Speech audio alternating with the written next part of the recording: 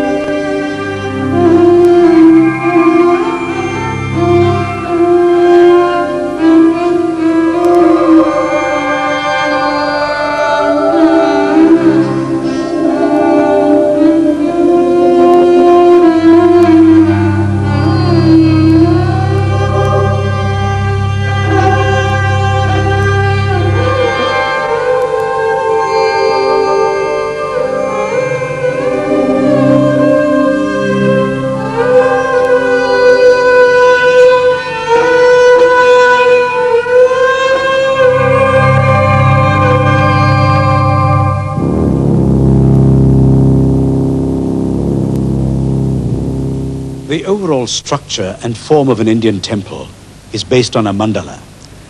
A mandala is a diagram of mystical significance intended to explain and represent the actual appearance of the temple following architectural traditions of India. Inspired by Chalukya architecture, the Kailasa temple at Ellora in western India is a miracle of engineering skill performed in the 8th century. It was shaped by being carved out of a rocky ridge, covering an area of 128 meters by 48 meters and having a depth of over 30 meters. The rock was chiseled out on all sides to become transfigured into a monolithic temple complex reflecting its mandala.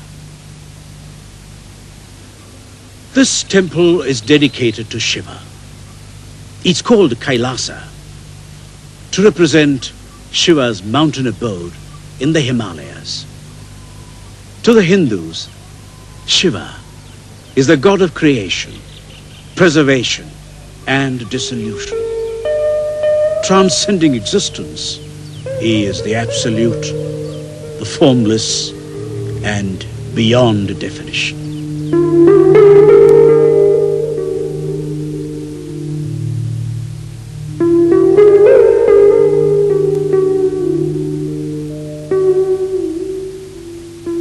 Shiva, the all-pervasive, god of at least 1,000 names, has possibly an equal number of faces.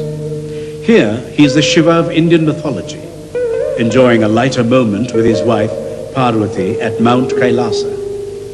Ravana, the 10-headed demon king of Lanka, arrives and haughtily demands admission. He is not allowed to enter for obvious reasons. Furious, he scoops up the mountain and shakes it violently.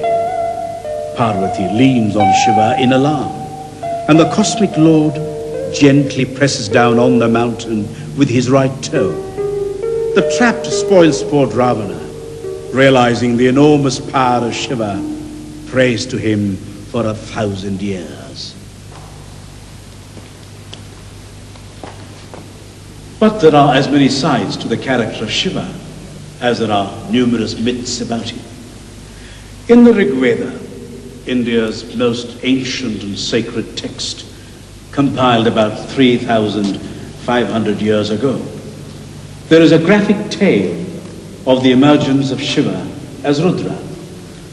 From the timeless void that is nameless, because it was neither in existence nor non-existent, Shiva emerged as Rudra, the fiery god of rage, armed with his hunters' bows and arrows, to take revenge upon Prajapati, the lord of procreation, for having released his seed on virgin earth. You see, Prajapati, the creator, had violated the timeless void of Shiva by setting in motion the generative act, the act that was to continue in the endless cycle of birth and death, age after age.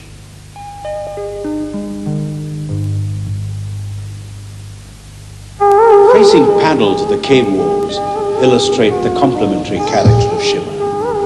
Compassion with retribution, life with death. And Shiva as Nataraja is a lord of dancers. His dance, a metaphor for the cycle of creation and dissolution, measures the rhythms of the cosmos, while his right foot pins the dwarf of unconsciousness to the earth. His left is raised in a gesture of freedom, indicating the whole universe.